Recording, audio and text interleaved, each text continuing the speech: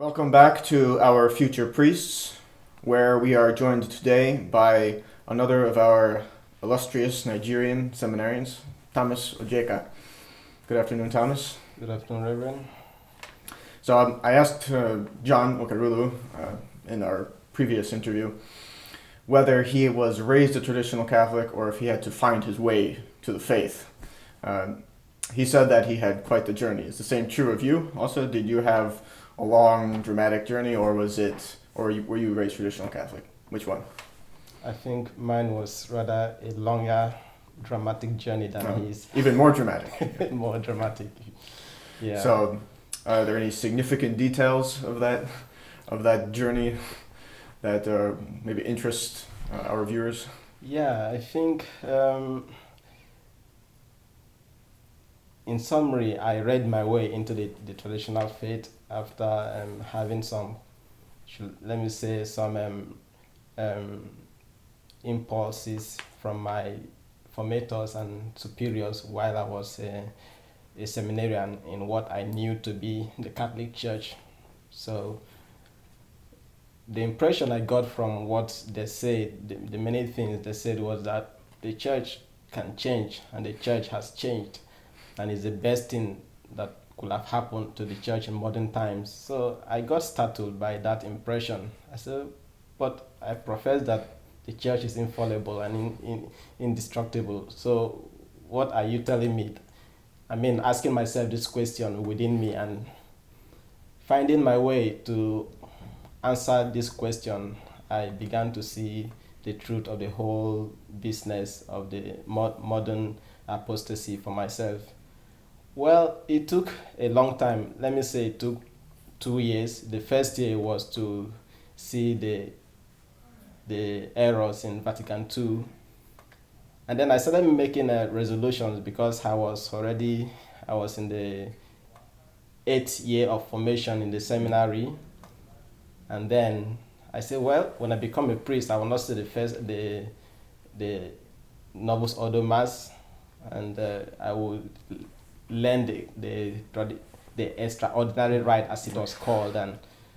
But at the point, it happened to me, I stumbled on further sources which made me to begin to retract my my resolutions. I said, well, the priesthood you are hoping for does not exist after all, so you don't have any reason being here. Yes, indeed, yes. But because let me say I was listening more to the neo-trad group for a long time, so I was dancing between, should I quit at once, or should I stay and become ordained and then whatever happens. But eventually I got to the sources that hit the nail at the head, and it became clear to me that the years I've spent in the formation was not channeled to Catholic priesthood, and I had to quit.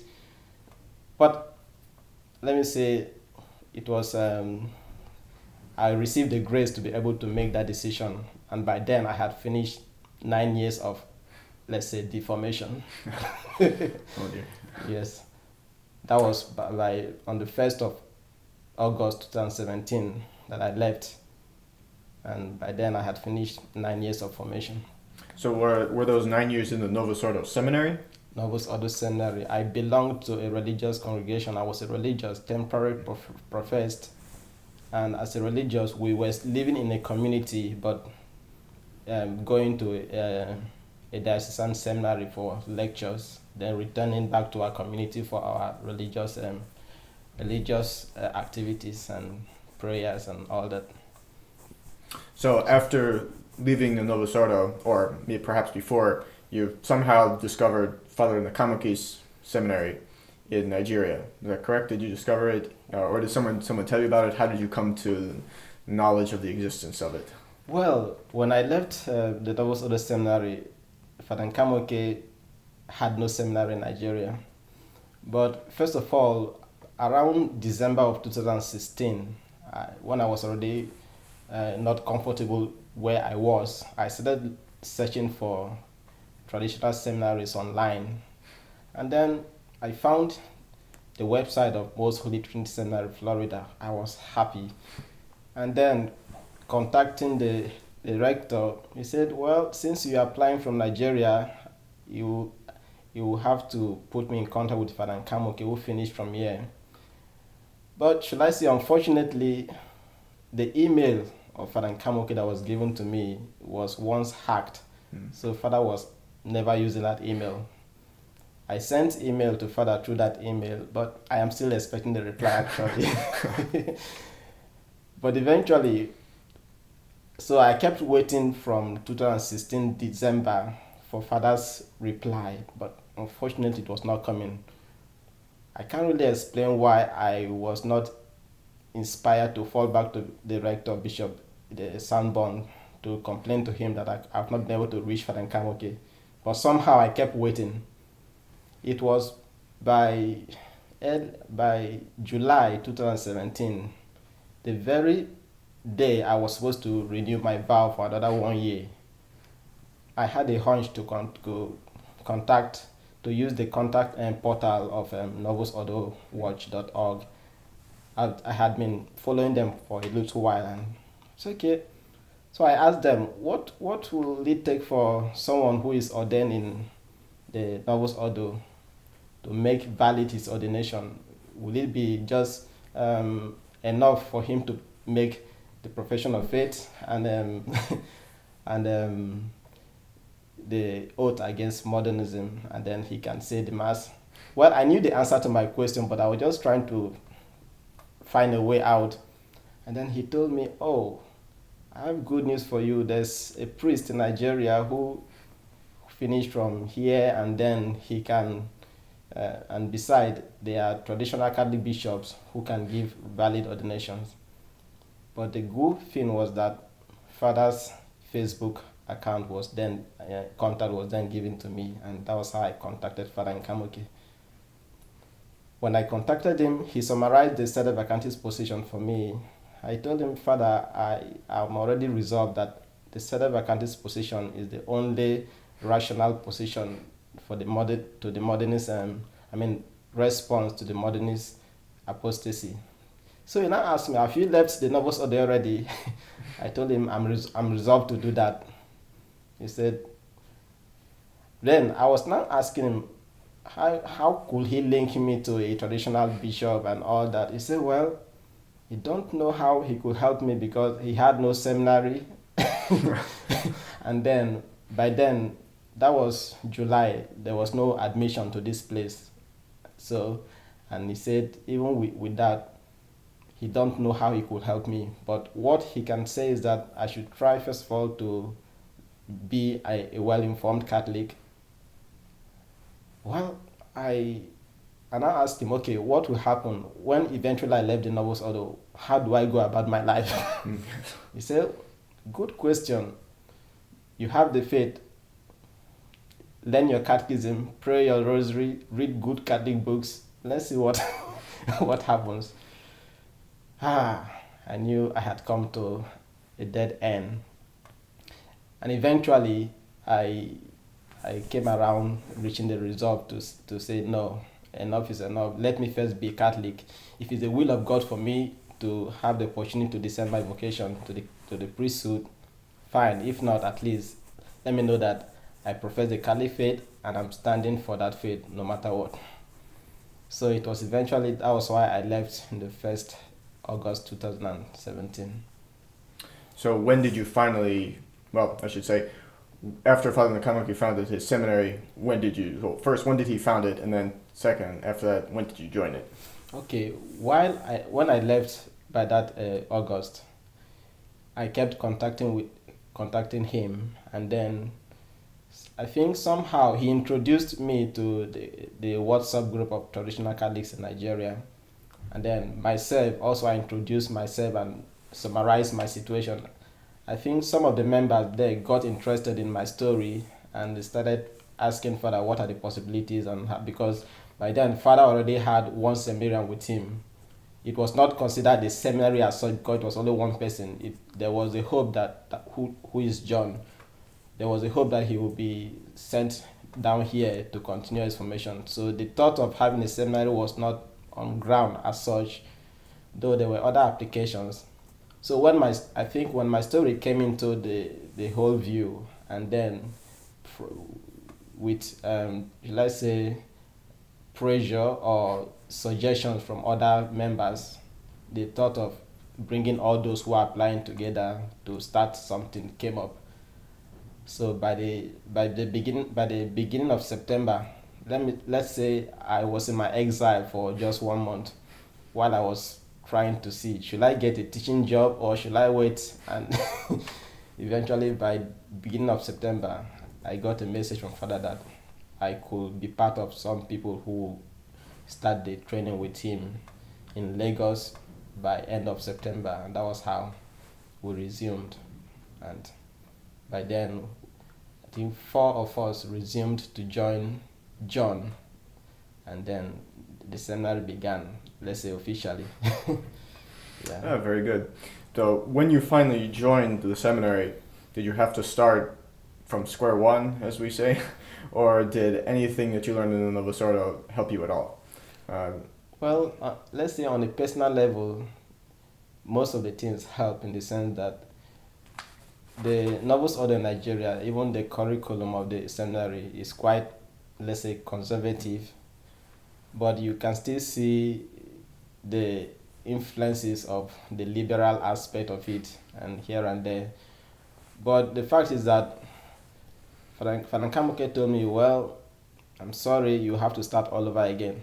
I told him, Father, I knew, I understand, because I read I read about the seminary from the website, so I was just ready for anything. What was important for me was that I had the chance to begin again, and that was how it started. So I began again philosophy. The teams, because back there, most of what we did was from the Summa of St. Thomas directly. In the Novus Ordo? In the Novus Ordo. The lecturer would read from the Summa and make commentaries. But in most cases, you see that when it has to do with the modern philosophers, it was more like history. This philosopher said this philosopher said this. But at the end, you won't be told what now should be the right way of thinking. You are left to make the decision for yourself in most cases. That was, but yeah. So was it much more difficult when you joined the, say, a Catholic seminary, a traditional Catholic seminary? Was it much more difficult than what you had to study in the Novus Ordo? No, not at all. What was actually difficult for me was the fact that back there in the religious community, I had time for siesta. Oh, yes. But when I came to the traditional seminary back then in Nigeria, there was no siesta, so... Oh, yes, that can make life difficult if you're used to it. But I had to get used to it with time. Well, it is true that even when I had a time for siesta, I was not always having a siesta, but the time was there if I wanted to. Oh, yes. Yes, just having the liberty to do it. Yes, exactly. But for the studies, the only difference practically was the fact that there was no much emphasis on Latin back then. And so I had to begin to compose my mind to get used to learning Latin and using it, not just learning it just to pass the exam, but to use it for the prayers and in view of my office in the future as a priest. So I think that is the great difference between what I was used to and then what I began to get used to now. And with regard to just general seminary life, was it dramatically different in the traditional Catholic world than it was in the Novus Ordo? Well, we were quite conservative back there. We had I won't really say there's a dramatic difference, because we had just like here we have the prime, then mass, and there we had, in my community our day began also by 6 a.m. though there was no one to wake you up with a bell that is left for you. There was this let's say emphasis on self-formation to a very large extent. But our day began 6 o'clock and ended also 10 o'clock. normally we were supposed to have lights out by 10, but I think it was somehow more theoretical, not in practice. It was as though it was just a suggestion, not something to be obeyed, more or less. So the routine is quite the same for me. So that's why it was as if the conservative aspect of the life prepared me to get used to suit into the traditional setting as much as possible. Because in Nigeria, that is why it's difficult to convince the normal novus ordo goer in Nigeria that they are in a wrong place, because they are told that this is a Catholic church, and for you to tell them that sorry, it is not, it's as if you are you are coming back from the dead to to convince to convince them of what they know, and it's difficult. So, how long did you spend with Father Nakamaki in the seminary before you came here to the United States to continue studying in Brooksville? I spent one formation year with him. During that period, he started discussing with Bishop Dolan, with whom he is working and under whose supervision he is working. And then it is by his recommendation that Bishop Dolan gave the liberty that, okay, well, let's see what is possible. And now, for you, was it a smooth process receiving the necessary documentation, receiving the visa to come to the United States? Was it a quick and easy process, or was it arduous? Did the officials involved give you difficulties? How did it go? I think, interestingly, it was quite a smooth process. That's good. Yeah, it was. In fact, everybody was surprised because based on past experiences, there was doubt, but when the questions we were expecting, with even the letter written by the rector, Bishop Dolan, to explain why we needed to come, I didn't have the chance to present those letters, neither the document of the past seminarians from here that we photocopied to give us evidence that we are not planning to come and run away or something like that, but we are coming for a particular purpose and we are returning. I didn't have the chance to present those documents. I think they did not require them? They didn't require them. Very good. That's excellent. So I imagine, well, when did you come here? Did you come here at the same time as John? Yes, we traveled together the same flight. We arrived the same day. Which was, when was that? When did you arrive? That was 2018 September. Yes. Yes, I remember when all of the new seminarians came, whether they were first year or further on. So I remember that year. Yeah, I think when we went to the refectory, it was my first time of meeting then Reverend Sons. Oh, yes. I didn't know he was a deacon. I greeted him as father. He said, "No, I'm not father." It was quite interesting. Yeah. But I imagine that if it was easy for you to transition from a conservative Novus Ordo seminary to a traditional Catholic seminary, that it was probably easy then to transition from a traditional Catholic seminary to another traditional Catholic seminary, even if they're in two different countries. Was that in fact the case? Was it easy for you to go from the seminary in Nigeria was it easy for you to adjust to being here instead? Yes, I think it was easy for me to adjust. It was quite easy for me. Just like I mentioned, I think it could provoke some kind of laughter. The only difficulty I could say was the fact of not having my free time for siesta. Oh, yeah. And then the fact of getting used to learning Latin, and the fact of making use of it also.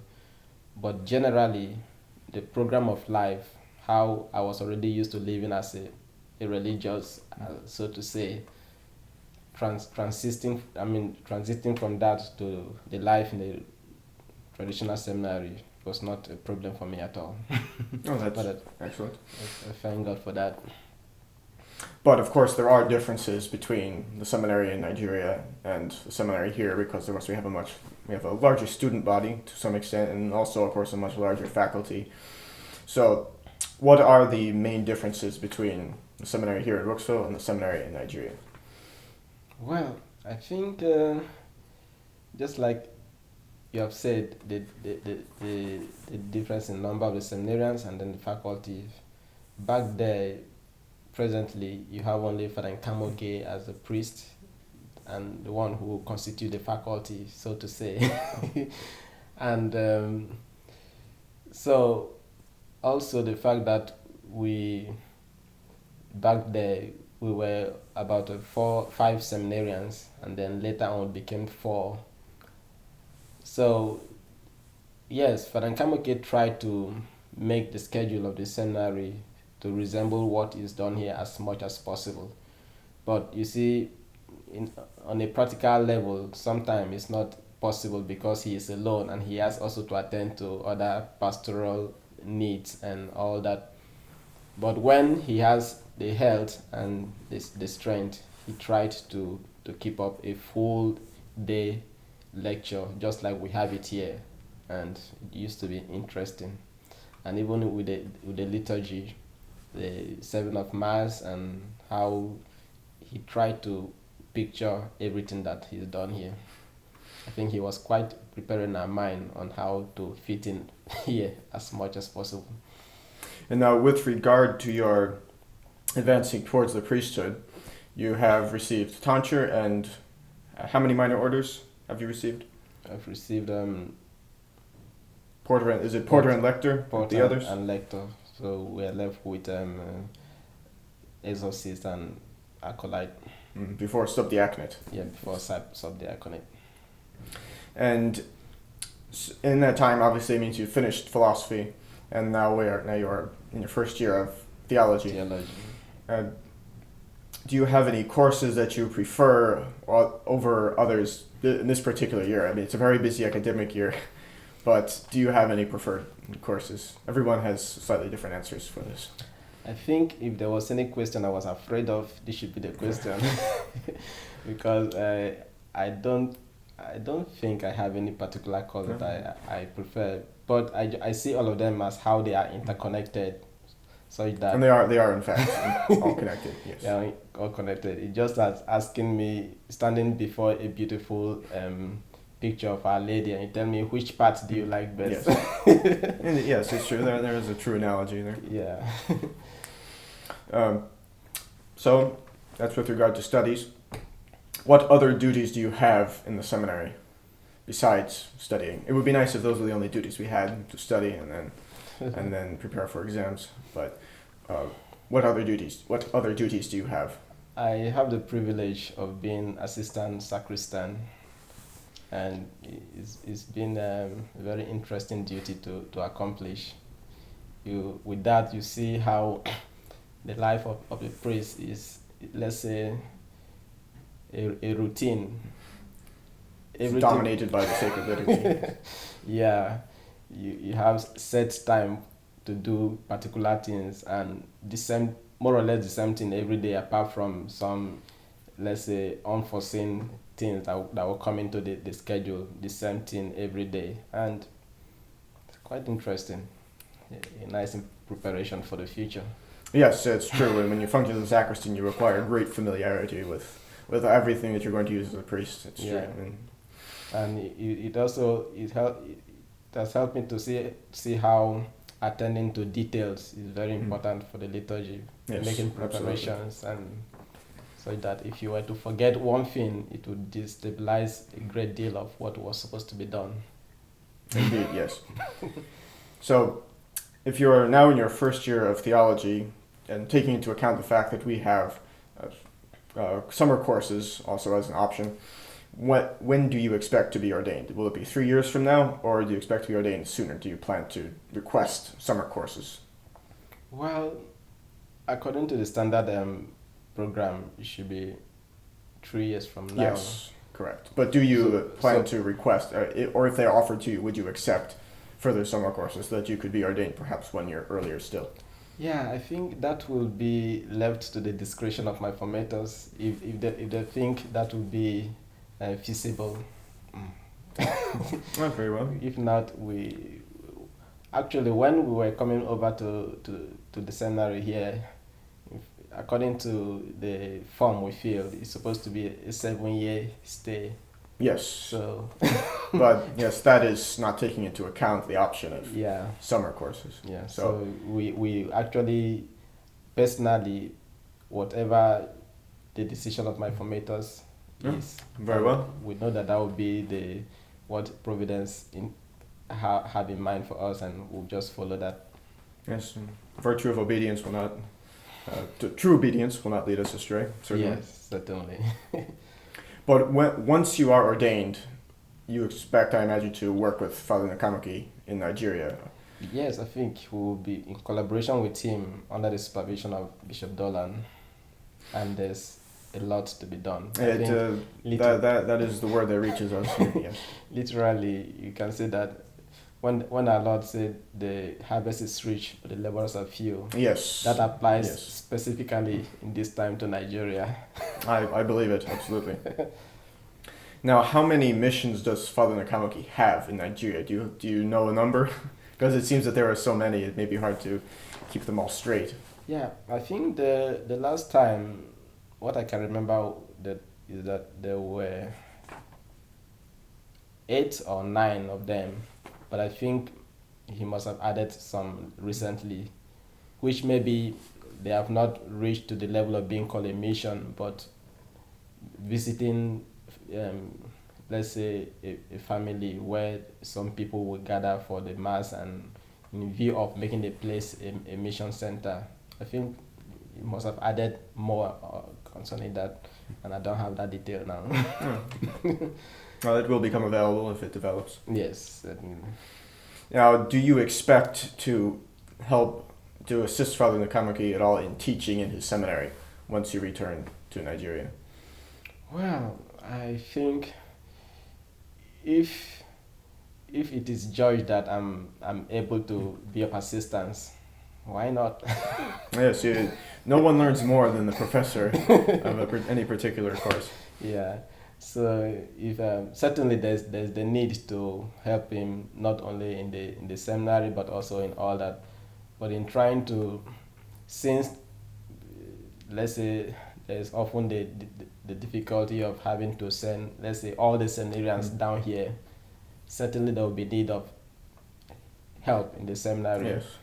And if it is seen that I could be of help in that aspect and not just to be devoted to the pastoral work, I think if that's what Providence desires of me, he will give me the resources and the skill to be able to fulfill that. Now, would it be something to be cautious of in Nigeria? Would, for example, would Muslims at all give you trouble traveling from one place to another, going about work in Nigeria? Is that an imminent threat at all in the areas in which you expect to work?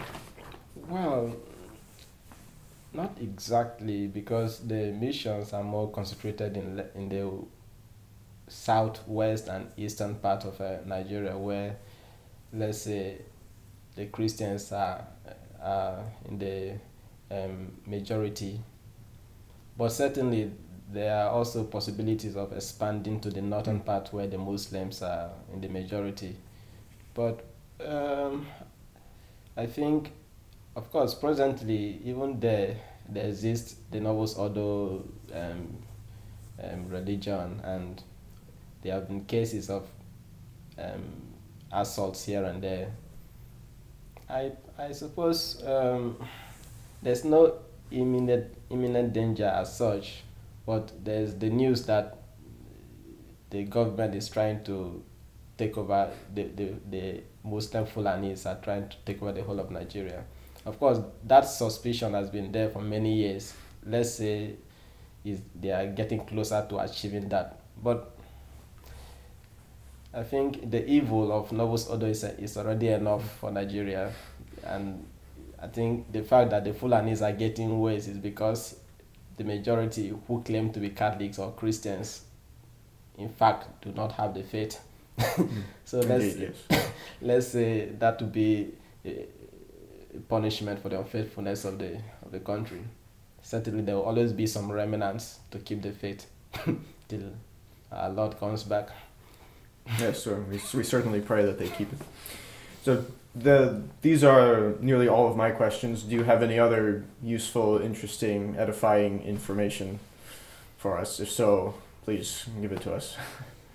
Well, I what I can say is that it is something very interesting to see that in the face of this seeming triumph of the modernists, the most pernicious adversaries of the church, the light of faith is still burning. Absolutely, yes, it is. And we are happy that I am happy as a person that God has given the opportunity to discern again and to go out to undergo the training for the Catholic priesthood. Because when I left the Novus Ordo Seminary, I was considered a disappointment by many people. But I think God had a different plan for me, and I trust that if it's His will, those maybe who thought me a disappointment might have a different thing to say. But in any case, even if I don't end up becoming a priest, at least I know that I'll be able to know my faith better and live it better. I think that is something very interesting, because the salvation of one's soul is the most important thing, not what we are able to attain or achieve in this life. And then, in closing, do you have any information or any advice for those who may still be trying to determine their vocation? Yeah, I think what I will say is that if anyone is trying to discern the vocation, the person shouldn't be afraid of anything. Maybe you must have heard some in discussion with others how the seminary life can be difficult. Well, life generally is not easy. That is certainly true, yes. There's nothing good that comes easy. So just to abandon oneself to God, and then contribute the quarter that he can contribute to see how he can reach that goal. And if it's not the will of God for the person to be in a seminary, there's any other place he will know that except he goes to the seminary. By living the seminary, let's say in a week, and in communication, in dialogue with your spiritual director, it will become certainly clear to you that, oh, well, what attracted you was not was not the right attraction. And then if there's possibility for let's say reformation of in the motives, and then I think it will still be possible. And then if it's not, perhaps the person is called to the married life, and then by then he will go without any doubt that yes, the married life is for me. Or perhaps to be a single person but still assisting, living the faith and helping those who are in the priesthood and the married life to build the Catholic culture, I think. Oh, very good. Thank you very much, Thomas, for all of your for putting up with this interview here. Thank you so much. And I believe our viewers will find it edifying. So, once again, Thomas, thank you very much. And this concludes for this year our series, Our Future Priests, interviews with some of the more advanced seminarians of Most Holy Trinity Seminary in Brooksville, Florida.